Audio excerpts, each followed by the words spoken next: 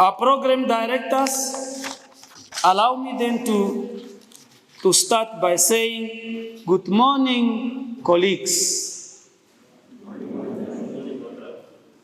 It is with great honor that I take the stand to address you all during the General Staff Meeting for the year 2023, and we will also agree with the Bible that there is a time for everything under heaven. Ecclesiastes chapter 3, verse 1 to 16. A time to be born and a time to die. A time to start and a time to end. We started 2022 and we ended 2022. And there's another time for us to start 2023. And we need to thank the Almighty. Even those of us who are not Christians. Remember, you were created. Although you do not believe in Christianity, you were created by Jah. If it was not Him, you could not be here. Therefore, you need to thank Him before you do any other things. I hope that we have all commenced the year on a good note and ready to tackle the year to professionally serve the inhabitants of Kavango West region effectively and efficiently. Effectively and efficiently. Honorable Governor, Honorable Chairpersons of our National Council, colleagues, ladies and gentlemen, the head of states and government pronounced himself that 2023 is a year of revival since Namibia is moving into a new economic horizons. As a council, we remain focused in ensuring that we implement the targets we have set ourselves through our annual work plan. As we approach the end of the current financial year, I call upon all of our staff members to ensure we step up the implementation process so that we end the financial year with another success story. I think it's Pawane.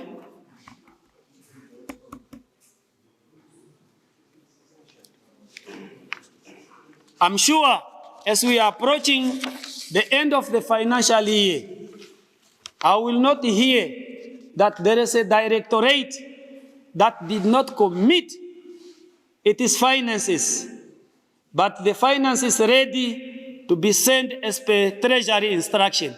I'm sure no one of you is going to report that, because we put an agreement last year already. If money is to be sent back by your directorate, it will go with a human being. I'm sure you still remember my word. And I still count on my word. If there's money to be sent back, you must go with the money. If it is not with the money where it is going, you go where you came from. I'm still counting on my word. It's not a joke. Now that I'm an elder don't joke any longer. I tell you, that is the truth that we need to face each other, because we committed ourselves to render effective and efficient service to our community.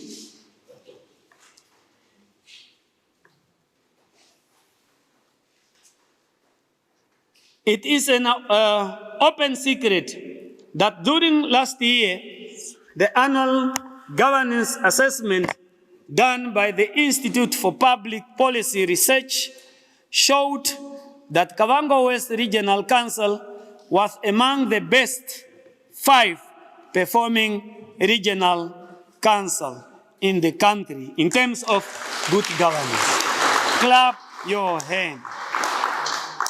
Those of us who watched the TV, when this message came, there were regions that started complaining.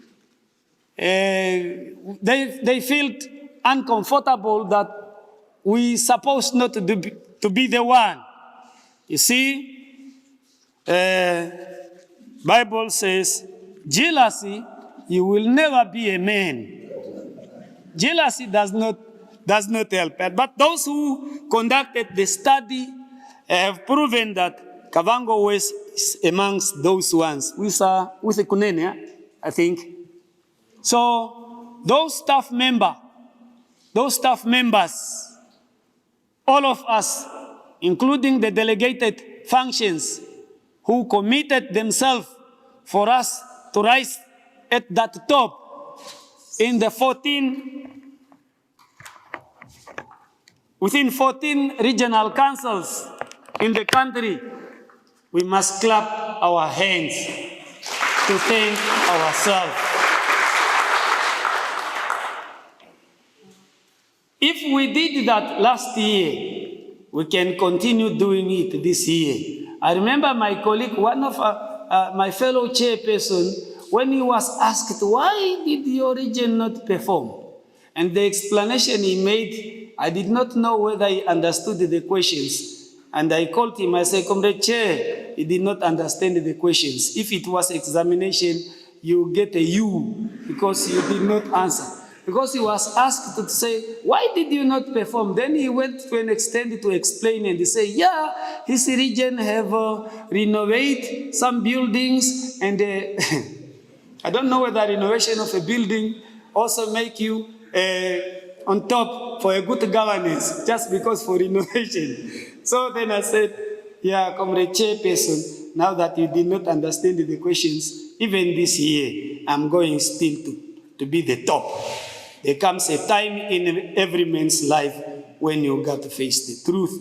The truth is that my region was topping 2022. Let's still go and top 2023. And those of you who will not make us stop, those of you who will prevent us to be there, I'm saying goodbye to you in advance. Please, we don't need you. We only need you if you will make us again to get our number, which is number 3, Kavango West. You see, even government listened. Even the president watched the TV and they have seen Kavango West. He called the governor, your region is topping. What a blessing. The youngest region to top. If it was athletic, we amboma. We amboma.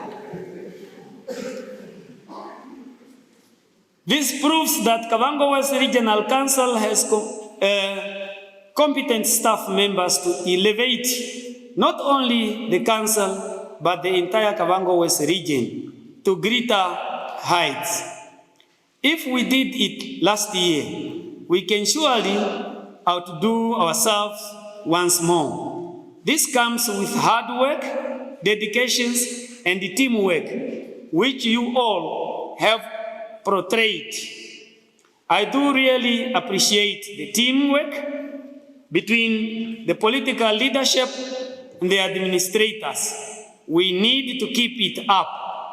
There are those of you who are still relying to be pushed as if you are a young person. Please stop being pushed. You are now a matured person.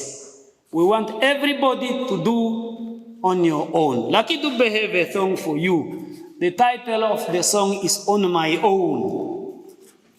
When you are on your own, you do things on your own without waiting somebody to push you.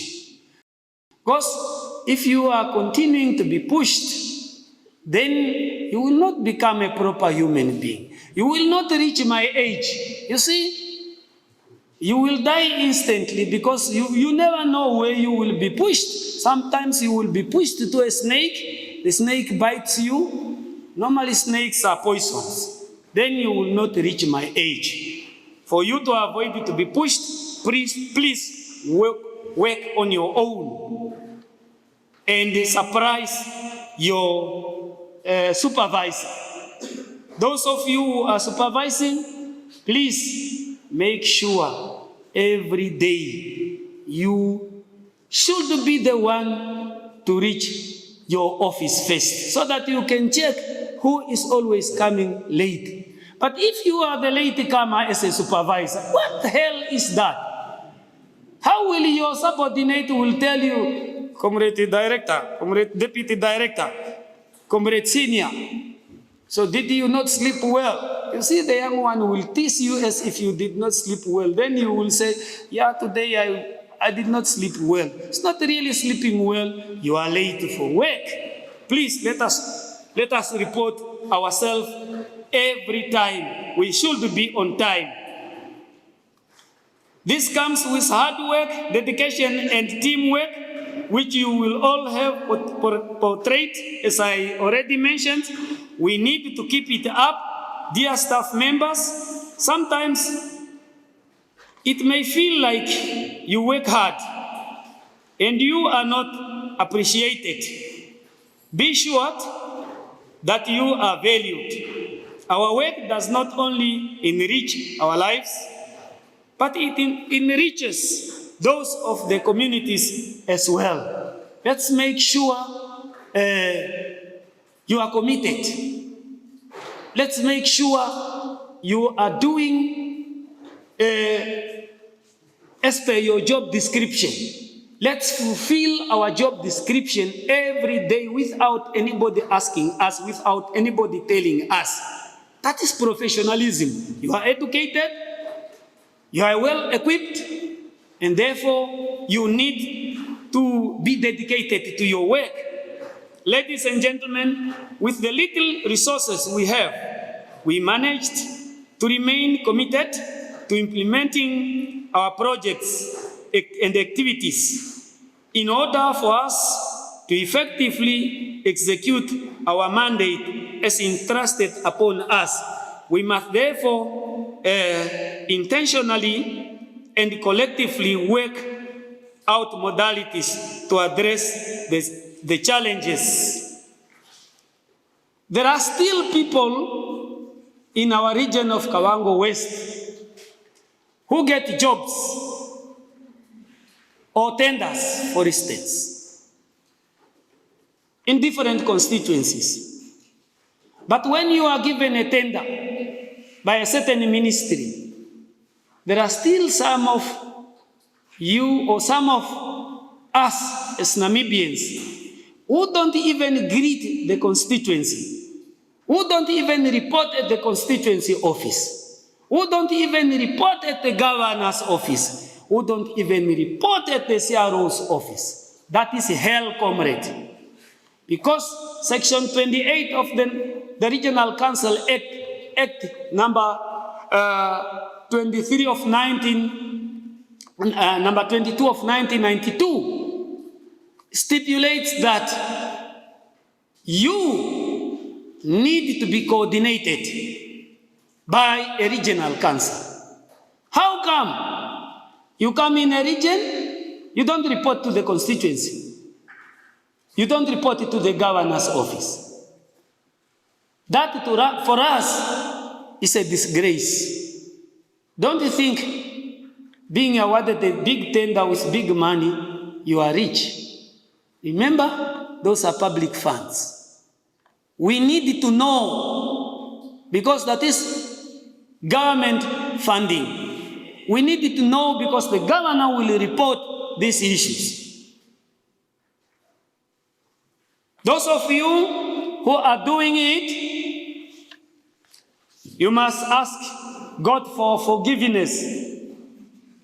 You must ask God for forgiveness before I pray to Satan, so that you can be eliminated before you finish your project. Because it is held without reporting to the regional council, you just come and start working. And then ask to be told by the headman, there is a project here, a government project going here. I never experienced it, but this year we experience it. And it must reach an end. Get my word. We have a Directorate of Planning and Development Services. This is a directorate where you need to report so that they can tell us as politicians. But not the public to tell us, there's a company awarded a tender, now they are busy constructing. We get it from the public instead of getting from the accounting officer or from the Directorate of Planning and Development Services. In Namibia, we don't work like that. In Namibia, we don't work like that. In any country, we don't work like that. You need to report to a structure. The region needed to know. Regional council needed to know. The regional governor needed to know. Because when she will address us about the solar, this is the project that she is going to mention. But when you don't report, how will we know how much money? You are just given from Windhoek, you come and work in Kavango West. That is witchcraft. To me, that is witchcraft. Stop. Get my word. I'm angry as an elder. And the challenges are as follows. Number one, speeding up of service delivery at procurement. Yes, comrade, some of us are frustrated at the constituency level. You get a broken tap, it is reported, but 2 years, a tap, Karana Zomema. We cannot procure a tap within a week, but 2 years. And the water is leaking throughout all these 2 years. And the reason is procurement. In procurement, there is a section that is talking about emergency. Some of these things don't cost us a lot of money. And when this is reported to Directorate of Works, you colleagues, you are taking chances. A tap. But we cannot procure a tap for 2 years. And you tell me it's procurement. And that is a government building. Comrade, that is hell. That is hell. We need to work with time. I read Procurement Act of 2015. I read it from the beginning to the last, even the regulations. There's nothing you can tell me that it is procurement. It's you yourself who are working like a millipede. We don't want people who are working like millipedes. Proper inspection of government building by the Department of Works to avoid compromising the quality of work during the construction period. Some of our buildings are collapsing immediately after it was given to us. But it was certified by a competent office. Some classrooms, the tiles are broken immediately a week when the learners enter. But it was certified by a competent office. Remember, when we do these bad things, this is Namibia that we are destroying, we ourselves. Let us not compromise quality. You go to the mission stations, you find some building that was constructed in 2022 or 1922, 1927, up to date. That was proper work done by Germans and by the Finnish. They were not Namibians, but they did quality work. What about you? You should be a responsible citizen, not to mess up. The school, the learners enter today, tomorrow they are crying, the tiles are out. But when this contractor did his work, there were officers assigned to go and certify and approve whether quality work has been done.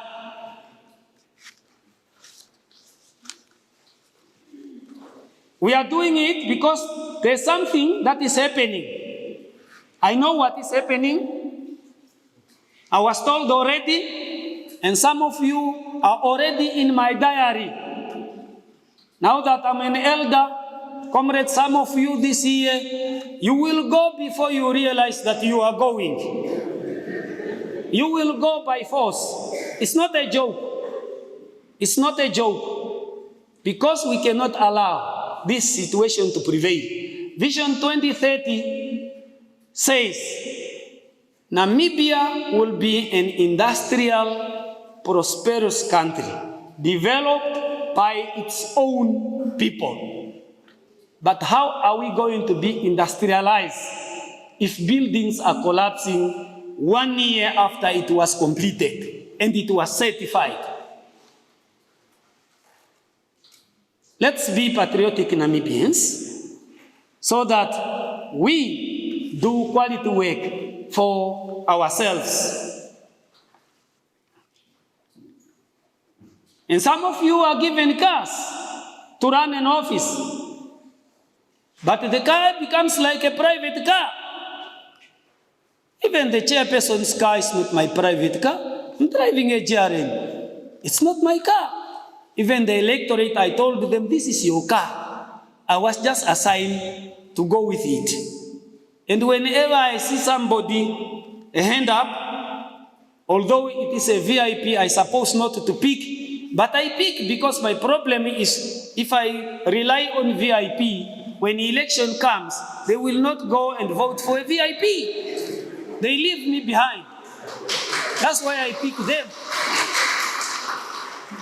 Though the police get angry with me sometimes, I say, Councillor, this car, you are supposed not to pick people. And I always tell them, comrade, my problem is these people are the one who gave me this power. If I leave them, you will not help me. That's why I have to pick them. Now, if I'm doing that, the governor is doing that, what about you who are assigned a car? That is not your car. You cannot go with that car to memorial service of your family.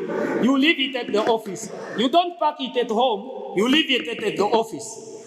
I don't want it to hear it anymore. Next year, if I'm still the chairperson, I will come with a list of names. Now that I'm about to go, I will not fear you, comrade. I will not fear you, comrade. Next year, get my word. If you don't change, I will come with a list of names, and I will come with the police. That is the executive power. Section 28 by the Regional Council. Go read. We have that power. Even to advise the minister is there. Even to advise the president is there. Just go read. I'm not intimidating you. In fact, I'm not an intimidator. I'm just telling the truth. Our council is still committed ensuring that we meet our development targets like the declaration of our identified growth points like Mpungu, Urupara, Bunya, Namagoro, and Kachina Kachi into settlements and village councils respectively in order to stimulate the local economic development. The same applies to Katwitwi settlement upgrade to a village council, while consultation for Kahenge Township to be separated from Nkurenkuru and become a village council is ongoing. These are deliberate targeted interventions to address, among others, the provision of social housing program to low-income groups, as well as subsidized housing programs for various salaries employees who may not necessarily choose to reside in Nkurenkuru. Officials, our technocrats, please take note of this area to ensure that our planning in all aspects corresponds to the expected growth of this area.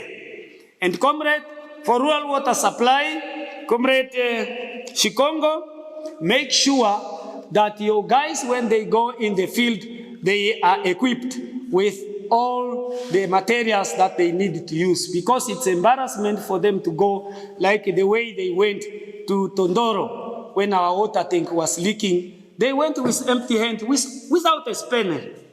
They found me at the office. We don't have water, and I asked them, "Oh, are you coming to repair the water tank?" They say, "Yeah, okay. Can you now start?" I said, "But we don't come with even ropes for us to pull this water tank up." I said, "Okay, now let's carry it up." Because you came, perhaps you were carrying with hands. Now, if you go to communities like that, then you will embarrass community, because they are expecting you to come so that you can address their problems. But they went without anything.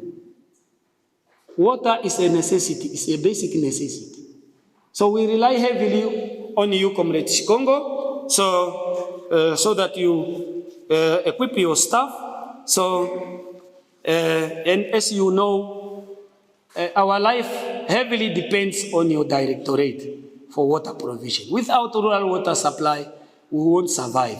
Some of us, even without rural water supply, we will not win the elections. So you are our moral boost. Continue boosting us, because we are employed through elections. Unfortunately, we don't need public service.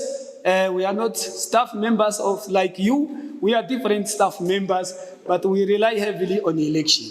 So your moral boost, Comrade Sikongo, is the most needed one. Keep it up so that our community still clap their hands. And also teamwork and the respect of one another. There are staff members, junior staff members, who are working tirelessly, but recognition from their supervisor is not there. Comrade, it's not human. It's not human. When somebody did well, even a cleaner, you say thank you. You can even buy sweet just to thank.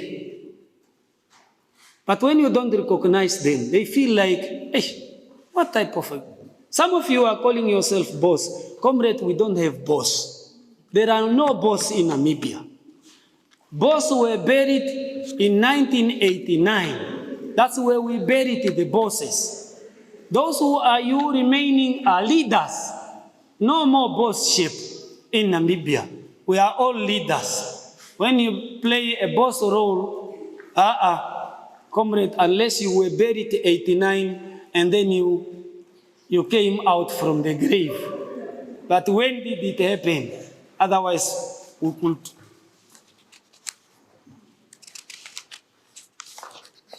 Director of Ceremonies, fellow regional councillors, ladies and gentlemen, my address will not be complete without touching on the challenges faced by our Directorate of Education, Art and Culture.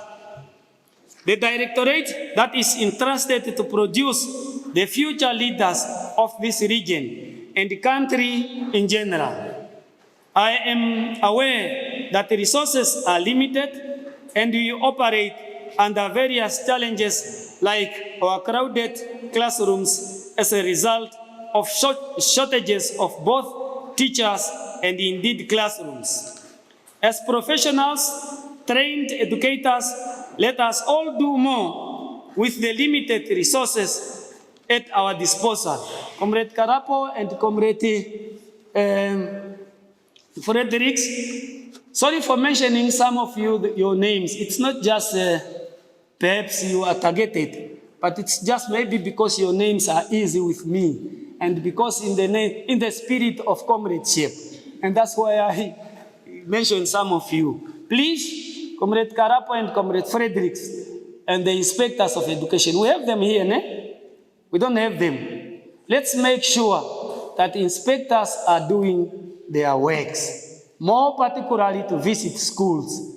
Some schools, since their existence, they were never visited by the inspectors of education. Maybe if the modality of the inspectors, the work changed, perhaps advise me, perhaps I'm wrong to say they should advise me. But previously, they have to go and encourage teachers and even encourage learners. And I think they still need to continue so that our school can perform.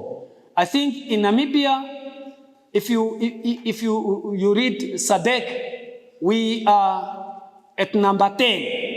As a country, we are at number 10. South Africa is number 4. South Africa colonized us. But if we are to follow South Africa, at least we are supposed to be at number 5. But now we are 10, meaning we are the last 10.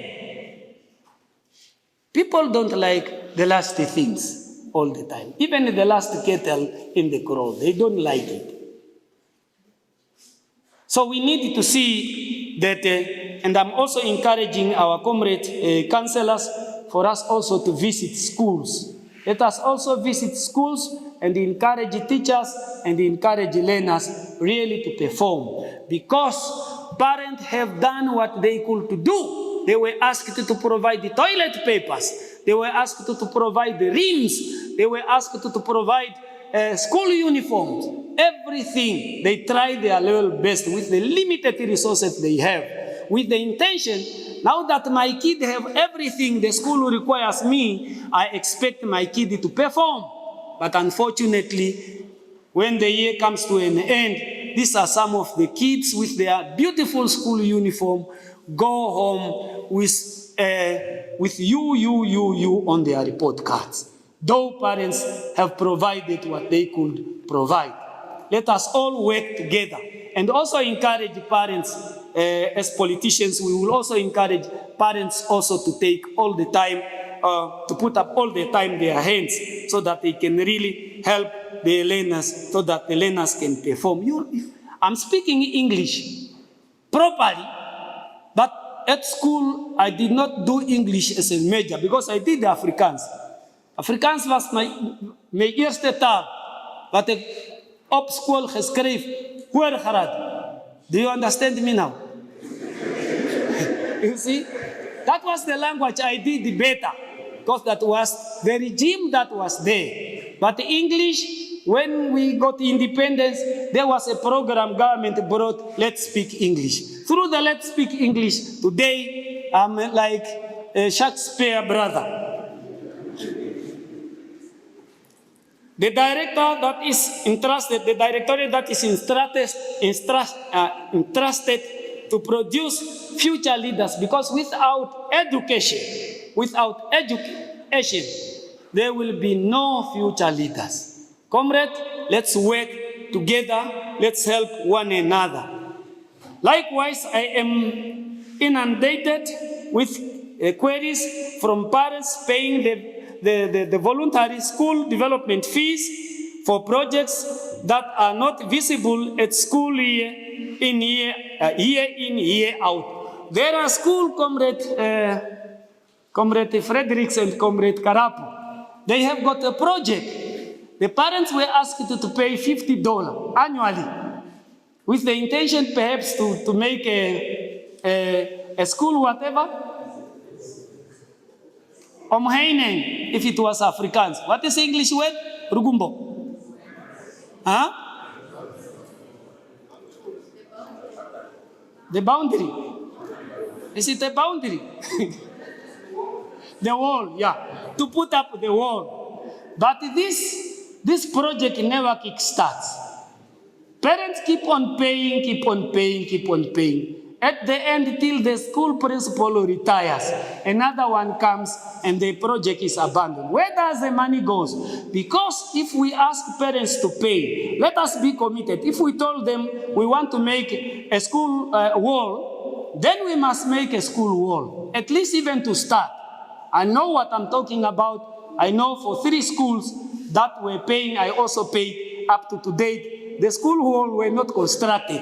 I think we need still to encourage those schools at least to commit themselves to what they told the community. As leaders in education, let us ensure accountability at all levels. Moving forward, we need to call up a regional education in Daba so that we can come up with a position paper on how we want to take our regions forward in terms of education. Nevertheless, I appreciate the efforts being made to improve teaching and learning in the regions despite the numerous challenges. Honorable Governor, Honorable Chairpersons of National Council, indicated earlier on, our developmental target is not only limited to growth points, but we do also know that agriculture is the backbone of our regional economy. Agriculture is a backbone. Last year, the Ministry of Agriculture procured those machines that can make fodder for the animal. To date, the machines are at Amta. Rain is raining because the machine is outside. It was not yet delivered to Kavango West. Now this year, they brought walking tractors. I was there, I counted the walking tractor. They are still there. But the walking tractor were coming from here, going this way to Amta. Maybe they secure a space at Amta. Then bringing them back to Kavango West is a challenge of transport. Why did they not drop it here? Huh? Now, plowing season is going. When are they going to start using those equipment? Sometimes we don't need to wait this official handover, because rain will not wait official handover. Rain will not stop and wait official handover before it continue raining for the people to plow. We must work with time, because God have a different program than ours. When the rain season comes to an end, even if you give this equipment to people, they will sit with this equipment because they will not use them. I think we need to speed some of this program. The equipments are there. Those ones are getting water. I think even the tanks, I went to check, the tanks are holding water now since last year to date. I don't know now when they will be brought here, whether a service needs to be done before it is given to community. Otherwise, we will give spoiled machines to communities. And I'm not happy. I keep on calling since last year, the directorate, at least to bring the machine to people. But up to now, they are still there. But comrades, sometimes we are not doing justice to our own people. We really need to work with time, and we need to really do what is necessary for these items to reach the intended beneficiary. Nevertheless, I appreciate the effort being made to improve teaching and learning. Oh, I finished that one already. As I indicated earlier on, our development target are not limited to growth points. However, for the agriculture sector to flourish in this region, we appreciate road infrastructure, and we need to step up our effort in ensuring that the region has more feeder roads that can in turn serve as economic drivers for the production or for the produce that comes from the subsistence farmers, be it livestock or crops, etc., to reach the market as a reasonable transport cost, at a reasonable transport cost. Comrade Governor, I was mentioning the issue of giving a tender without the knowledge of the regional council and without your knowledge, unfortunately. So it's only Honorable Sudufonya who first detected it from the headman. And then he called me. Apparently, Roads Authority have awarded a tender to a company. The company is now situated at Insu. Without the knowledge of the regional council, without the knowledge of even the constituency councillor, it's him and me, because the roads are stretching from Pungu to Tondoro constituency. But when we engage, even our Directorate of Planning was not aware. The CRO was not aware. But the project is going. Very soon you will hear Roads Authority announcing so million have been given to Kavango West. But we are not aware. We engaged the company. They are not able to tell us. And they are saying they are awarded a tender for them to start regraving the road from Mkambo to Nzinze. But up to so far, the company is still waiting some of the materials. I mean the equipment to come. It was awarded by Roads Authority. Roads Authority brought them at the site without the knowledge of the regional council. It's unacceptable and it's intolerable. It's unacceptable and it's not allowed. Because how will the region be accountable for projects that were not engaged? How will the Directorate of Planning be held accountable in monitoring and evaluating whether the project is successful? And even the constituents, how will it be? So it's not a normal practice. So we need to do what we are supposed to be doing as Namibians. So I know the CRO have engaged Roads Authority.